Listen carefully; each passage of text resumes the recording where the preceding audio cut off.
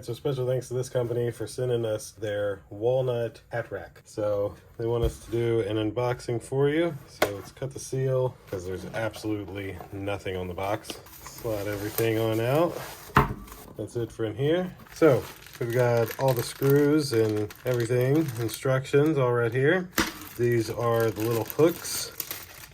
So these hooks go onto these rails. These rails mount underneath the shelf, and you're able to just have your hook on here like so and hang your hat from it. Make sense? So you do get 2 of these because you are able to just mount this one on the wall. So you can, you don't only get 2 pieces of wood.